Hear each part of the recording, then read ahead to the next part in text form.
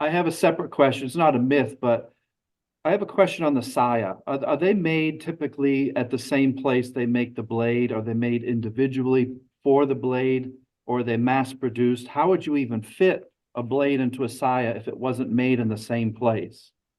For the so in China for the in Longchuan there are specific saya factories, Okay. and they are made. There's a very standard blade type and shape.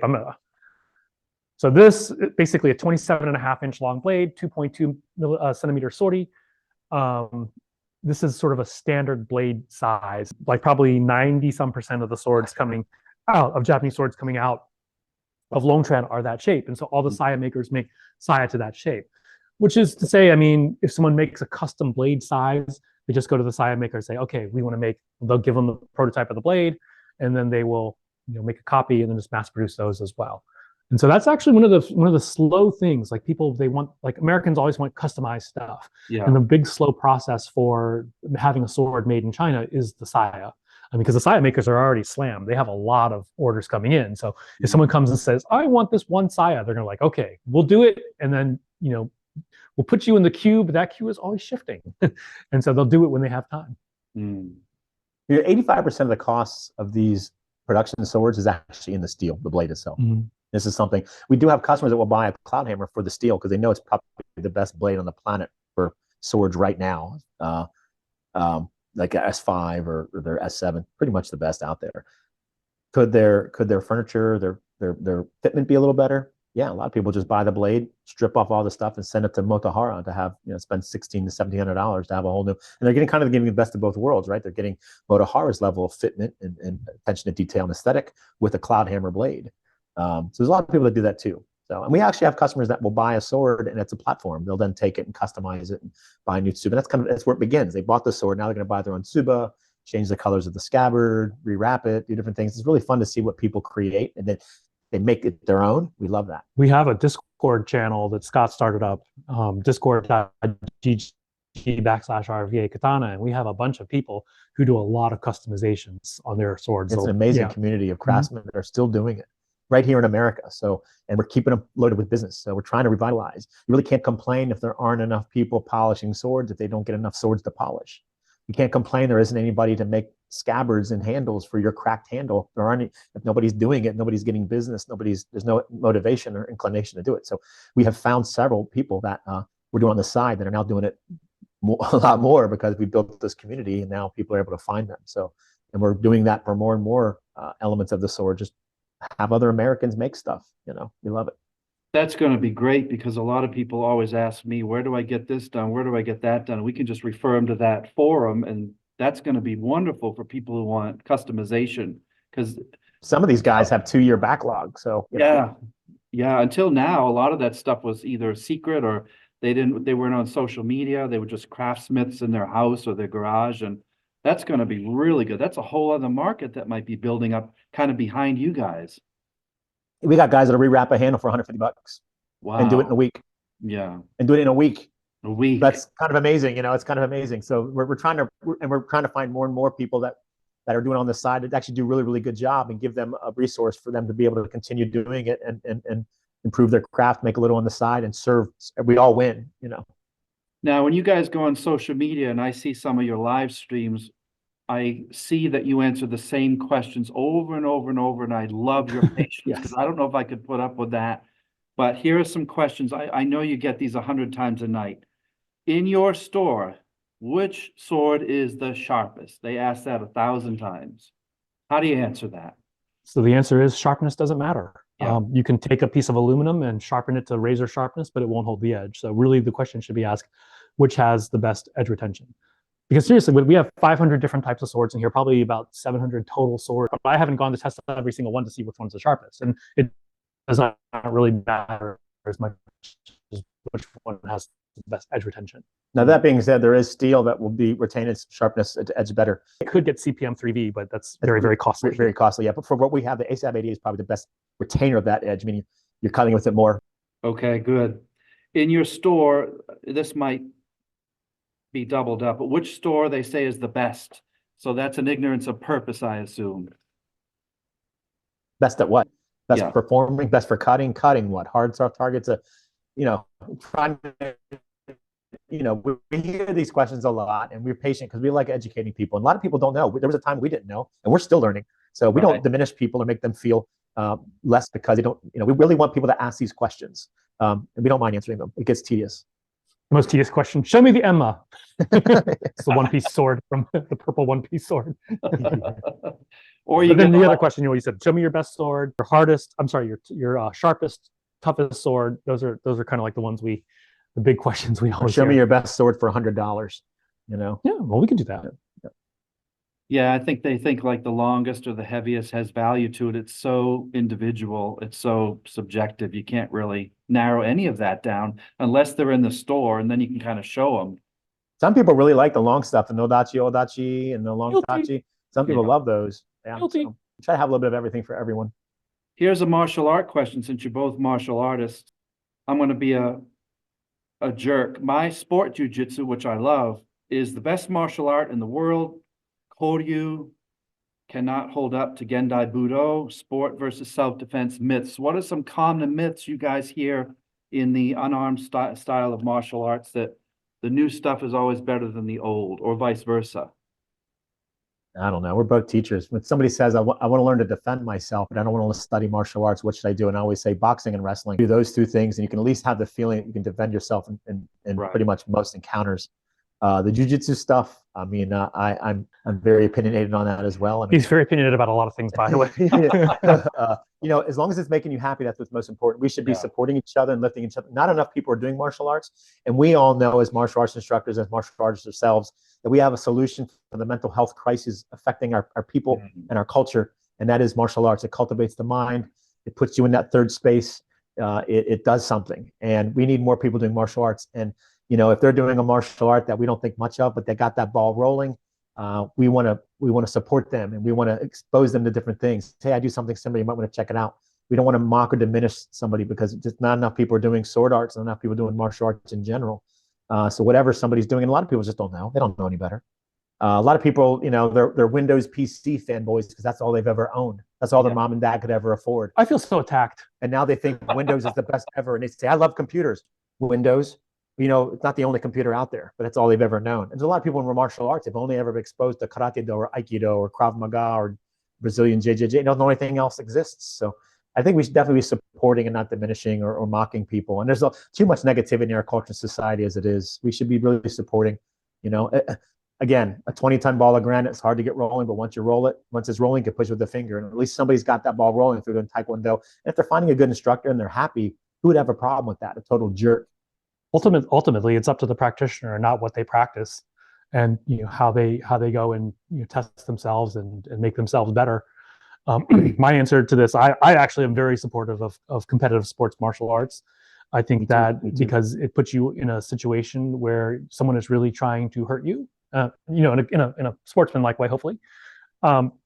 It changes the way you have to fight. And so I remember back in the 1990s, back in the day when UFC was first coming out, it's like, oh, Royce Gracie took me to the ground. I just played to take his eye out. It's like, well, he could take your eye out too, but the rules don't let you do that. Yeah. So, I came from, Wing Chun, and I thought when I was, this is once again, UFC is just coming out, and I was kind of ignorant, and I was like, oh, I'll just stick to them, and, they won't be able to do this. I'll be able to stick to the boxer's hands. And then first time I got into the ring with a boxer, didn't go very well. And so I'm to the point, usually I am not doing as much now just because I'm older, but I would usually teach the basics of ground fighting and boxing to my students, or I try to bring someone from the outside who's much more experienced and to teach it, just so they can know, how do you take a martial art and an older martial art and apply it to modern day? Where do you have to make compromises, sort of to go outside of the box of that martial art in order to deal with someone who's trying to take you to the ground, or someone whose hands you're not going to be able to stick to? What are the sort of adaptations you need to make? So I think very highly of competitive martial arts. I think there's room for it. I just think a lot of people from a Japanese perspective don't know the difference between two categories of Japanese martial arts. Koryu, classical arts, anything prior to 1868, and Gendai Budo, modern Budo. Modern Budo, if it ends in Do, Judo, Karate Do, Aikido, Kyudo. Do is about the way. It's about the preservation, improvement, and further development of the mind and the self. It's all about you. It's not about learning techniques to kill people or you don't need this to for your livelihood, to make it to breakfast tomorrow. You're part of a bigger lineage. You're part of something bigger than yourself. And there are manners and culture, and you're learning how to actually Iaido isn't the study of swordsmanship. It's the use of the sword as a tool to improve the self. That's why there's no partner. Iaijutsu or Kenjutsu Jiu-Jitsu is really learning how to pick up a sword and fight with it. Now, do we need to learn how to use swords and fight with them? No. So is there more of an opportunity to glean the lessons of martial arts to improve the self? Probably. So is there room for both? Absolutely. So I don't like it when Koryu snobs mock Gendai Budo people. Koryu snob. I'm a Koryu snob. And I don't like Gendai Budo people that mock Koryu. And more importantly, I don't like Joe Rogan types that compare Aikido to Krav Maga or military combatives. Aikido was not designed for that. It's a different type of martial art. It's a different, you're comparing two completely different categorizations of martial arts.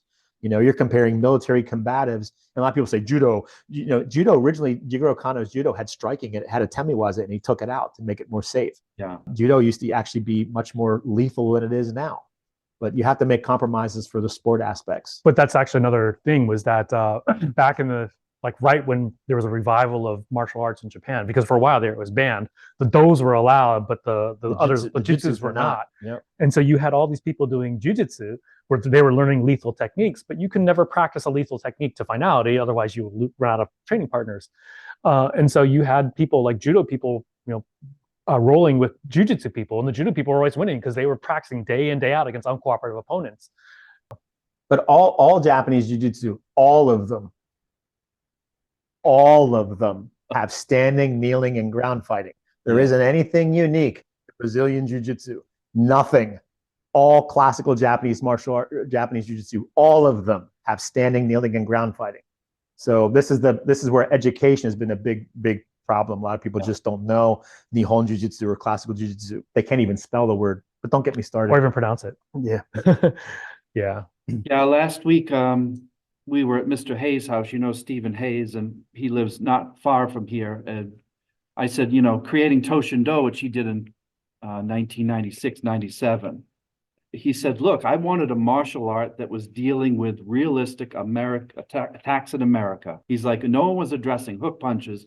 No one was addressing the psychology of the fight, the banter that you have talking your way into the fight. No one was talking about laws and how you're going to get sued.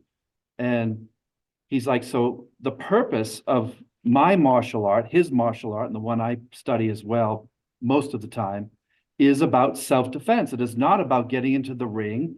He's like, if you want to be an athlete and you want to get into the ring and you want to go and make money and beat the hell out of someone, you can do that. There are rules and regulations, and you can become famous and rich and all this. He's like, I'm talking about the average person walking from Walmart, getting in their car. What happens if someone attacks you and they're 4'2"? How do they defend against a 6'2" big guy? So his martial art was, I'm going to adapt it to the modern society for this certain type of person that is looking for this. So it's just like you guys with your swords. What's the purpose? Why are you walking in here? Are you looking for a soft target cutter? Are you looking for a hard target cutter?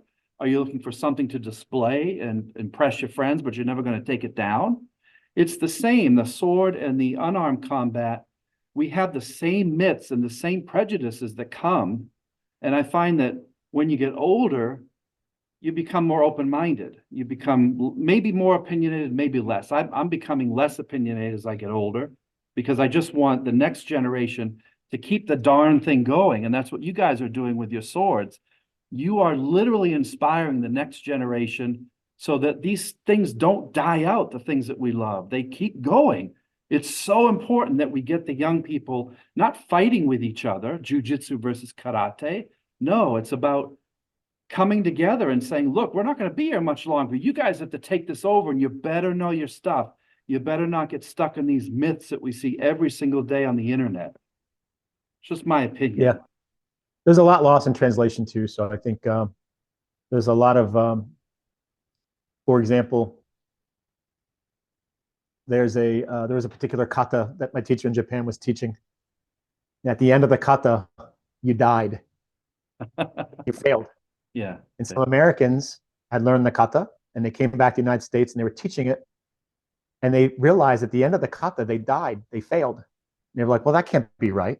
So they changed the end of the kata, made up their own moves to finish it so they weren't failing. Went back to Japan, Sensei asked them to demonstrate the kata, and they didn't. Sensei said, what are you doing? That's not the kata. He's like, yeah, I learned when I was doing this the way I originally learned it. I must have learned it wrong because I was dying at the end. And Sensei said, yeah, that's the lesson of the kata. If you keep going this way and don't adapt, you will die. Yeah. You have to, sometimes learning how not to do things is still learning. So this is interesting. So because there was a loss in translation, a lot of these Americans have taken a lot of the martial arts and added elements from other martial arts or changed it because they didn't have the comprehension of what they were doing. So I think it's really, really important to try to align yourself with somebody that's training something authentic, and not that they're in Japan all the time or they speak Japanese. I'm not saying that. But there is a lot of McDojo stuff out there. So, and the innocent students just don't know. And a lot of these martial arts instructors think they're like life coaches. So there's a lot of red flags people just need to educate themselves on. But do all the things, right? I've had bad instructors, and I'm so glad that I have because that forced me to find a better one. So be willing to keep searching. The journey is more important than the destination. John, what do you think about that? They'll probably disagree. That was very eloquently stated. I will put my rubber stamp on that. Yeah. Oh, you agree? Yeah, no, yeah. I much more, learn all the things and figure out what are your own shortcomings are. And, I think there's a tendency in martial arts to try to compare yourself to another person. And instead of that, I hate how that. are you challenging yourself? How is it, improving you, whether that's something you're challenging yourself mentally or physically? So, yeah. People dunk on Taekwondo all the time, but I have personal friends that are Taekwondo instructors. They're some of the most amazing teachers of anything. Yeah. The most amazing people I've ever met, and they're doing Taekwondo. And I would sit there and listen to them talk all day long, and I learned how to teach from them. So a lot of the ways that I teach Koryu Kenjutsu right now, a lot of the techniques, a lot of my friends are saying, how did you come up with that? That's pretty brilliant.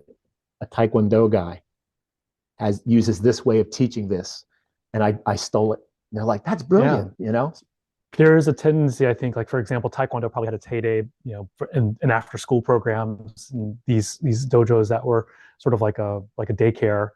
And so I think we have a tendency to look down on that. I say that people in general, martial arts in general, like, oh, Taekwondo is useless. It's this. And that's because it's been commercialized and made for money. But there's still a lot of great stuff out there. A lot of great people out there. A lot of great people out there. Find a good instructor. Yeah. That's the key. You guys know that martial arts come and go. It's like a wheel, right? You had Kung Fu in the 70s, Ninjutsu, Aikido, the Jet Li stuff. Now it's Jiu-Jitsu, Chuck Norris, all these things. And Jiu-Jitsu and Iaido now, yeah. And it's about the teacher. It's not about the art. At some point, the art, it's there. It kind of falls away. And then you want to follow someone who has a good living, a good way of life. They have a good heart. They're not out there to steal or take your money. They actually live outside the dojo, how they act inside the dojo. That's very, very important. I find I wanted a martial art that had depth to it, but I wanted people to follow in my life because I think we all need mentors and role models. That's so important nowadays with the young people that come up to me and they say, I don't have direction. I don't have a father figure. I don't have a grandfather. So they look to the internet. And then I think it's important to find, no matter what the art, a good teacher is more important than the art that they're teaching. This is, again, my opinion. No, I agree. I mean, that's the universal truth. Absolutely. Yeah. But I think ultimately the teacher is a guide. And there's not Yeah. someone who's trying to remake someone into their own image, but to remake that person to their best possible image. Especially with some BJJ people I have seen, or MMA people. They're like, well, this guy, your stuff will never work. This guy has been, we have this guy in our school that does this. It's like, okay, that guy in your school does this. What are you doing? It's like, if you've never gotten to the ring, then how do you know that what you're learning is good? Ultimately it is up to the individual to take those paths. I think a teacher will not aggrandize the style. They won't aggrandize that. I can't say the word. They will not, I can't say the word right now, but anyway, thank you. They won't aggrandize the style. They won't aggrandize the school. They'll help guide that any individual student towards becoming better. That really is our legacy, right? A student is a direct reflection of the teacher, much like a child is a direct reflection of the parent. To see how good you are as a teacher, Todd, I shouldn't have to look any further than your students. Your senior most students will tell me everything I need to know about you.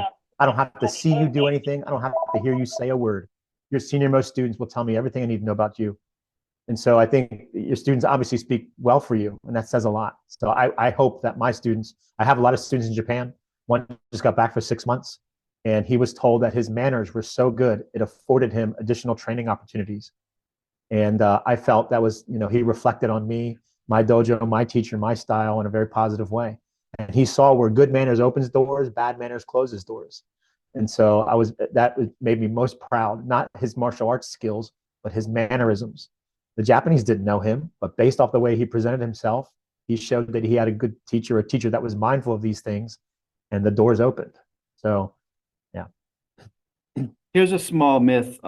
You're supposed to store the sword blade with the handle to the right versus the left. Go ahead and answer that and clear that sucker up. So katana should have, I mean, if you're not at war, the handle is on the left because it's not threatening. There's supposedly, from what Scott tells me, no such thing as a left-handed samurai. You're always training with the right hand. But I couldn't just Scott could because he's left-handed. But anyway, pull the sword and use it. So that's why in some traditions, you should have the handle displayed to the left. Not all of them, I don't think. Well, also the Signature. The signature is facing out, so it's a little nod towards the signature, the maker, that the signature is facing out. You can't see it, but you know it's there. That has some elements to it. In a warrior household, the handle's going to be in the right. In a non-warrior household, on the left. I think after World War II, the Japanese have definitely looked at all handles facing left because we are now a peaceful society. So I think there's some modern elements that have guided how that's done. It's now, as far as edge up or edge down, that's they're basically displayed how they're worn. Yeah. So for example, a tachi. Yeah, explain the difference between tachi and katana for people that don't know. They would be worn on the hip as such, with the edge facing down. And if it was signed, it would be signed on this side. So same thing when you display it, it's displayed with the edge down and the handle to the left. We hear people say, well, if it sits edge down, it's going to dull the blade or cut to the scabbard. No. That is completely untrue. Right. Just from a physics point of view, and I can't prove this one way or the other, but logically speaking, if it's just sitting there, it's not rubbing across anything, it's not going to dull. And it's not sitting on a seam where it's going to split the scabbard. Right. And so if a sword is done correctly, let's see, for example, I'm shaking this. I'll hold it up so you can hear it. The only thing you hear rattling is the price tag. That's what we want to hear. We want money. We want money, Jen. Anyway, so here, I'm going to ease it out a little bit, and then it's going to come right back in. It's not. But anyway, notice if it's out a little bit, there's rattle. Even if it's out. So the habaki basically seats the sword inside the saya, and if it's done correctly, it should not even be touching the inside of the saya. That's a really good analogy there. Do you guys find that you get a lot of commenters that have a bit of a racist attitude where they don't believe that you guys can know anything about Japanese swords because you're not Japanese? What's your opinion on that? That's very common. It's sad. Well, both of our wives are Japanese, and we both speak Japanese, so it's always funny when people, enough? Yeah. when people comment, they'll type it in Japanese, and John reads it. Now we start our live. Now we're speaking Japanese. People are like, one time somebody was saying, "Look at these guys. There isn't a Japanese person in sight." We tilted the camera 5 feet, and my wife was standing right there. And my wife she's like, "Hello," and they were like, and we started speaking Japanese the whole time. And they're kind of demeaned. But one thing to note, not saying that, like within any field, there's going to be people who know something, who are going to be specialized in that field, and they'll know more than the average person. And so I would say right now, there's such a lack of interest in swords in Japan. There was a brief renewal with a certain anime that came out, but generally speaking, there's such a lack of interest. And so the average Japanese person probably does not know a whole lot about swords. It's only the people who train who know about it, and the people who are in the business, or who are in the hobby, or for collection or practice. They're the ones who understand it. But the average Japanese person, if you said so small. I had a conversation. There's a certain, actually, Machi Isao. He's the one who holds the record for the most mats cut in a certain time. I bought 2 swords from him, and I have yet to see them. And I had my wife call him, and we were speaking, and he was saying, "Oh, well, the habaki ended up having an issue. He's like this, and this." And my wife kept on repeating it. She had no idea what he was talking about. And I was like, I knew exactly what he was talking about. How do you know what habaki is, woman? You're the only thing. She doesn't know. Yeah, it's the same thing. It's like if you're not, there's certain technical jargon that, like in English, I wouldn't know it as well as somebody from, like, say, France. If they knew it, like baking, let's say, for example, baking, there might be some terminology that I just totally don't understand, but they might understand better because it's something that they do and I don't. Do you guys have any myths that I missed here that you want to dispel now that you get a lot, like something that just pops into your head that you get questions about constantly? We get this a lot. But only one thing really stands out when people say, "Oh, it's cheap Chinese junk." And the Oh thing is, God, the Chinese make high-end stuff too. It's just that you don't want it. yeah. There's an entire chain of stores in the United States made for cheap Chinese junk. It's called Walmart, Target. That's what the market wants. That's what the market gets. The Chinese make some really, really high-end stuff. We don't want it, you know, in general. And so it's funny to see people compare these 150. We don't want to pay for it. Yeah, yeah, 150 to $300 swords. And they're like, all these $300 swords, they don't hold up to $1,000 sword. They're all Chinese junk. Well, you're comparing, or you're looking for $3,000 fitment in a $200 sword. And if you don't get it, it's cheap Chinese junk. So we have to deal with that all the time. We used to make awesome cars and TVs in America, remember? So imagine someone talking about a Magnavox TV today being like an awesome TV. Like, get out of here. So, I mean, they make amazing stuff too. That's the really thing we have to combat often, is that people always ask, where's it made? And if we don't say it's made in Japan, but the way economies are going, the scaling, a lot of the sword parts are made in Vietnam and Thailand, Taiwan, China, and Japan. So there's some multinational Keiretsu style kind of concepts going on, where, like, Cloudhammer, they have a lot of blades made in Vietnam. And the Vietnamese are pretty amazing at taking one thing and reproducing it perfectly, and scale. So, and they have a way they can do it that other cultures can't, or will. So, it's always frustrating when we hear that. So we try to combat it with. It's so difficult to combat that. You can't really. You come across as a condescending, snarky jerk. You say it, but the Chinese do make amazing stuff too. I mean, I don't think anybody on this planet is smarter when it comes to metallurgy than the Chinese right now in 2024. They have more experience making things, steel. So they're just incredibly intelligent. They did actually corner the steel market, not necessarily for swords, but for everything, for all kinds of steel. So yeah. I don't know if they're the best at metallurgy, but they're pretty good. Yeah, pretty amazing. Now, before I leave you guys, because I don't know much about this, I know, John, that you're a writer. I'd like to know a little bit about what you do there, because you're so humble, maybe not to Scott, but you're humble about mentioning that. I want to hear more about your writings. You have how many books? Actually, that's how I got into swords. When my older brother read the Chronicles of Narnia to me, and so I was initiated in fantasy very early on. And so I've always had this love of swords, but also had a lot of misconceptions about the swords. And I basically started writing my own series in 2010, published it in 2016, did really well. 2018, we sold like 50,000 copies of the book. And so by about 2019, there was a trend on Instagram where people were taking pictures of their books with like coffee mugs and flowers. I was like, no, damn it, I'm going to put mine with a sword. So I got my own sword. I actually had a couple of antiques from my father's collection, but and they weren't very good ones, by the way. But anyway, I got my first sword, took some pictures with my books, and one sword, you can never just have one, right? Yeah. One led to 3, 3 led to 20, 20 led to a wife who said I had way too many swords. And then COVID hit, and I was also treating, as an acupuncturist, I was treating a few patients. I have these side rooms here. So I was treating some patients here who couldn't make it out to my regular clinic. But once COVID hit, we couldn't use the same safety protocols in terms of like UV lights well, anyways, we didn't have the same safety protocols. So I had these 3 empty rooms that were doing nothing. And I had a wife who didn't want me to have so many swords in the house.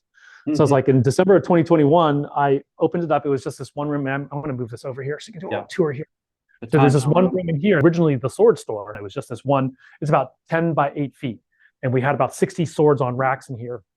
And that's how it all opened. But the thing is, we were doing really well in the acupuncture practice. And so I was trying to create a tax benefit. So whenever I sold a sword, I would buy 2 more. Yeah. And so we went from 60 swords. We have over 500 different types of swords in here now. Wow.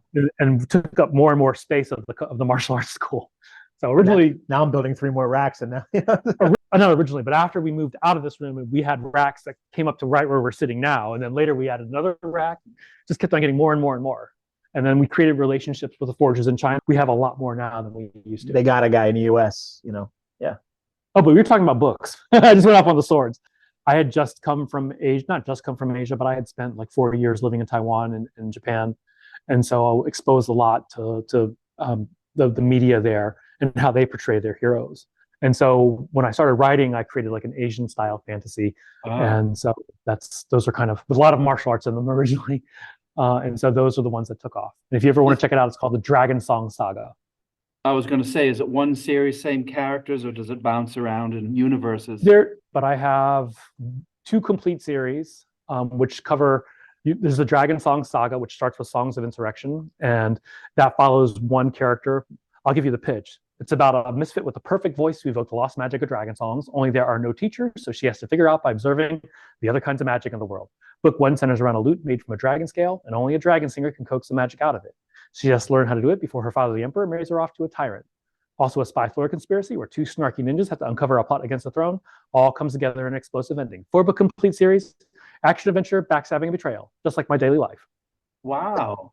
Backstabbing and betrayal. How many times has he said that? Hundreds of times. And the other one is the origin story of the sidekick, because all my readers love the sidekick a lot. By that time, I had sold 50,000 books, and people were like, they wanted to know more about certain characters. And so I think about 18 books right now. Wow, great. Scott, when are you going to finish those damn sword racks? You've been saying that for 2 weeks. He's been saying it for a month now. Well, you know, it's been raining and cold. I've got him like 70% done. He actually only has to cut out one more thing, and I'll take over from there. I'm just waiting for that one last end. And then I start building racks for everywhere else. So yeah, every place that has open wall space here will have swords on it. Are you buying like the 6 tiers and stacking them on wheels, or are you actually making them? We're making them ourselves. We're cutting them out. Yeah. Nice. Yeah, we cut them out with the jigsaw. But all of these racks we've made, we don't have any racks here that.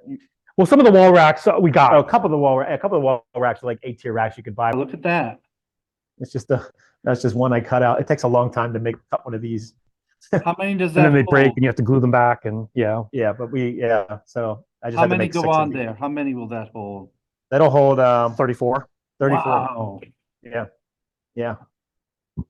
See, you could sell those too to people. I would buy one of those for the dojo here. We're not professionals We're at not it. professional, so it's I'm just like, no. But it's again, we don't do this for a living. It's a hobby type thing. So we think that's endearing to people. They see we make our own racks, our videos, everything we do is sort of like very kitschy, and it's a fun thing. I think people relate to that. It's not like super professional and edited and stuff like that. Yeah, it's having fun. We're just having fun, and we don't do this for a living. He has an acupuncture clinic. My wife and I have a Japanese translation interpretation company. It's just like fun. Well, look, I told you last time, I think you may have these jobs now, but they're going to end up side jobs if this keeps growing like it is. You guys are doing everything right. You're on social media constantly. You're close to 100,000 subscribers. It's going to get there. I just see you guys, your jobs being pushed to the side, and this is going to become your life, hopefully. This was a martial arts school with some swords in it. Now it's a sword shop that has some martial arts taught at night. Yeah. No, honestly though, when things feel like work to me, then I don't like doing them anymore. Okay. Acupuncture is the exception. I mean, I really enjoy doing that, but everything else, like for example, the book writing, when we started, doing 6 figures in sale, all of a sudden I felt like I needed to keep it up. And it just became a real chore to do it. I always see it. I have my job, and then I have my side hustles, which are just fun. And then the minute they become work, I really don't like them anymore. So. Sword cleaning. A lot of people think you need the box kit with the Uchiko ball. Would you recommend something like microfiber? What modern oils can you use to wipe down a sword that you don't have to spend a fortune or get the kit? The new kit we got doesn't even have the wiping paper in it. It has a microfiber in it. So technology's come a long way. Probably the best sword oil on the market right now that's affordable is this. Is it really that expensive? I don't know. What is it? $20 on there? It should be 12. That's a Hanwei sword oil from Hanwei. We sell it's $12, not $20. But yeah, this is a great oil. It comes in a spritzer, so you can spritzer it on and just if you see oil pooling on your blade, you use too much. Too much oil can deteriorate a scabbard from the inside. So you just want a light coating. So what's nice about this little spritzer is you just spritz on a Kleenex after you've cleaned it. Microfiber towel works great. I have a habit of cleaning all my blades with rubbing alcohol. It just as a pristine blade, microfiber that off. if you don't want to use the Uchiko powder, just put some oil on it and you're good. That's pretty much all it takes. Some people like they say cleaning your sword is polishing your heart mirror, so to speak. It's sort of like taking the time to reflect, and your mind opens like a parachute. So having the Uchiko powder ball, it's like a little bit of a ritual. You're cleaning your swords, you're appreciating it, and that's showing that you're taking care of something beyond yourself. So that's something that can improve the self in such a way. So even the process of cleaning the sword can be a sort of a moving meditative type of experience. For some people, just make sure it's clean and with rubbing alcohol to keep its fingerprints off and get some oil on it at the minimum. That's really all it's going to take. Yeah, I have a couple Choji bottles here. I've had these feet the last years, but I don't even know if it can go bad after a while. I'm not sure. I have that same stuff. Yeah, that stuff's great. Yeah, Choji oil is good stuff. That's what we use in Japan. You just don't want to use WT-40. We've learned that gun oils run the risk of staining these blades. So like us, a lot of our customers are also gun people too. And you say oil, and they're like, I got something for that. You got to be careful. Some of these gun oils will stain a blade. So you definitely don't want to use like a WD-40. So just like a 3-in-1 at the bare minimum will suffice, like a sewing machine oil. Sewing machine oil is supposedly really nice. Yeah. WD-40, it just evaporates too quickly. But people usually go crazy and put too much, and that's an issue. So, but it's better to have too much than not enough, really. Yeah, I was telling my sword students because they saw the movie thing where you wipe the blade on your. I'm like, you carry around a cloth with you. Why would you take blood from your blade and wipe it on your kimono to show the police, oh, I just killed someone. There's blood all over me. Just wipe it down. Grab a microfiber cloth. If you're going to be cutting beach mats or tatami or whatever you're cutting, wipe it down or it's gonna rust your blade. Don't touch the blade. Don't put your fingers all over. It's gonna rust it, especially if it has an open grain. So these myths go Plus, clothes are going to stink. I probably missed 20 different myth questions, but I want to let you guys go. It's been quite a while. Can you please tell us a little bit more about people? Because I've already ordered one from RVA Katana. Tell us about your website, where we can go and how to order some of those swords in the background. You go to our website, rvakatana.com. RVA is short for Richmond, Virginia. It's sort of RVA is what this area is known as. John named it RVA Katana. We saw obviously more than katana. It's just a name that's synonymous with swords. Go to our website, rvakatana.com. We pretty much have everything there. For our premier line, Cloudhammer, we're in the process of merging our Cloudhammer web store in with RVA Katana. But a lot of our Cloudhammer offerings right now are on our website, cloudhammerforge.com. As you can find a lot of the higher end Cloudhammer stuff. About 4 or 5 Forge partners we're the only dealer in the US for. But we're kind of putting that all under the RVA Katana banner. We're in the process of really improving the website and it's gone from a hobby. And we hear everybody's feedback. We really are appreciative for that. We do have a community on Discord, so discord.gg/RVA Katana, a great community of everybody that loves everything from video games to anime to Euro swords all around the world. Craftsmen, we have some personalities there that are famous. In fact, we had one of the guys from Forged in Fire was here last month, and they're going to come back. So, we've met so many cool people through this process. So we created the community, not as a business tool, but just want to bring a place where people can kind of just share and communicate and meet other people that like the same stuff. So everything we have is available on our website, and we're open. We're closed on Mondays, but we're open through the week, 11 to 6, and of course on weekends. So if you ever don't come on a Monday. Well, the first time I saw you guys, it was quite a while ago, and I'm not just saying this. I've been doing martial arts for 4 decades plus, teaching almost that long. I had a feeling that when I saw you two, I'm like, these guys are what we need. Positivity. They know their stuff. They're open-minded. They're working with new smiths. They're kind of reinventing the sword market, which was dead for quite a while. I just can't tell you how happy I am to have found you two as new friends, hopefully, and a new source for everybody. I just hope it continues to grow and last. I really mean that. I love your attitude. You guys are so positive, yet you fight with each other. You have a sense of humor. It's just real. Like people want to work there. I just like making side making fun of New Jersey. Yeah, you guys dig each other, and that's what makes it so cool. You keep it real, and we need more people like you out there that are doing this, that are bringing the martial art and sword and gun community together rather than putting up walls. It's fantastic to see. I can't wait to see what you guys do in the future. And we need to do another one of these sometime. It's really important we do more of this stuff. Love what you're doing. I mean, you're a big voice on the internet. You're really, you know, you're not stuck up. You know, you really are open to everything. I think we love what you're doing. So keep on doing it. It's an honor to be on your channel with you. Thanks very much. Indeed. Thanks for having us. It's been a lot of fun. Thank you guys. And I really hope that you enjoy your Monday, and I'll see you soon. I'm definitely going to come down and see you guys. And I love everything you're doing. So keep up the good work. Keep going. Let us know when Thank you you. come down, man. We'll do some cutting. We'll have some fun. Oh, I'd love it. Yeah. I have a couple here we can use. Have a Let's great cut. day, you guys, and thanks for joining me. Thank you. Take care. See you soon. Bye-bye.